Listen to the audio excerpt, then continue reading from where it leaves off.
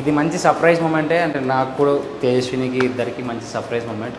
So మేము ఎప్పుడూ కలగనలేదు మేమిద్దరం పెళ్లి చేసుకుంటాము అని. So I'm happy to take Tej in my life.